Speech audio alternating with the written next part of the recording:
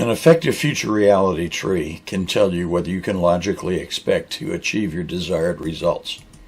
And it can help you reveal what might happen if you don't anticipate the natural and logical consequences of your action.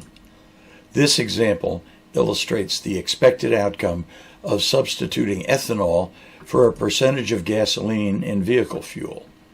This injection was undertaken to try to reduce carbon dioxide in the atmosphere, which was intended to mitigate the effects of global warming.